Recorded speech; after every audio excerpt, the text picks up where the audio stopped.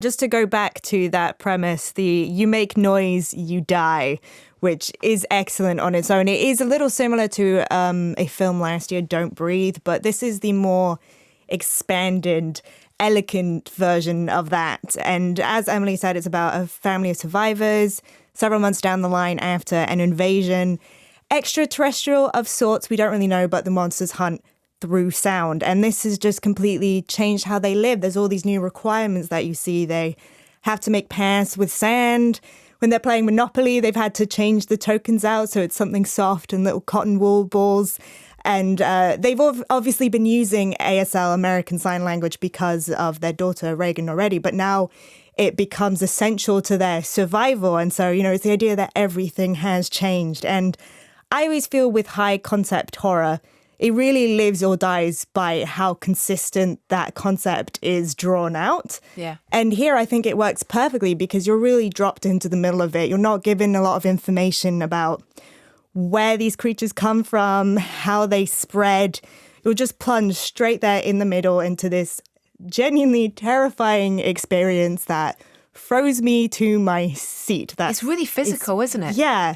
I just could feel my body completely tensing up, and I was nearly on the verge of tears, which sounds ridiculous, but that's what my body does when I get really, really scared in a film, is that the eyes start going. And the thing is that what's really remarkable is that it's not as reliant on jump scares as a lot of horror nowadays, which, jump scares are great for the moment. They really get you, but it's very surface. It doesn't really dig deep into the psyche like this film does because it's so centered around dread, just utter dread, and the idea of foreshadowing, because you do see that Emily Blunt's character Evelyn is pregnant quite early on, and your brain immediately goes, oh my God.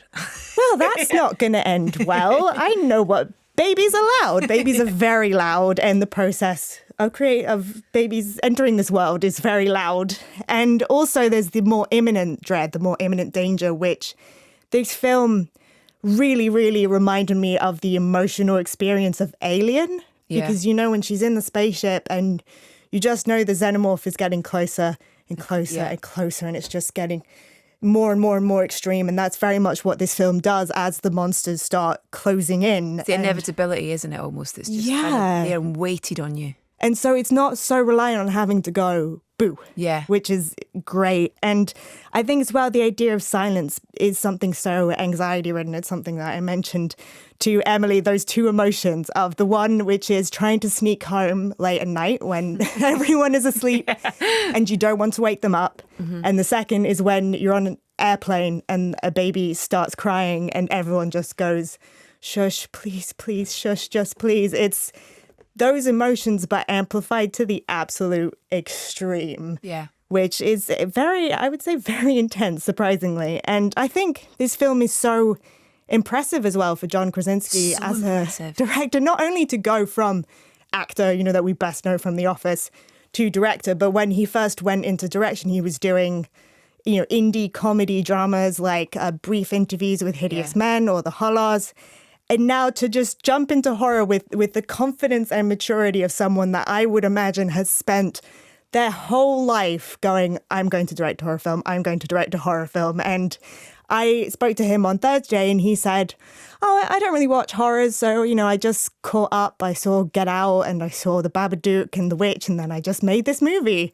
And I find that crazy. Yeah. And it makes him a little bit of an enigma. So I'm quite curious to see what he does next. Well, the fact that he rewrote the script, he got this story from this guy to start with, and then he rewrote it because he saw it. He knew exactly what he wanted to make and how he wanted to make it look. And I think it's pitch perfect both in front of the camera and behind the camera in terms of what he's been able to achieve from writing it, directing it, and being in it as well. Yeah, and the performances are absolutely incredible. I mean, Krasinski and Blunt, not that surprising that they would be good, but I think the child performances here, which, Noah Jupe and Millicent Simmons are just phenomenal, especially Millicent. I've said this already in the interview, and we're going to be talking about Wonderstruck later, which she's also in. And it's just going to be... She is a big deal. And I think it's just the idea that she has one of those faces that feels so open. Every expression that comes across and you can read it immediately.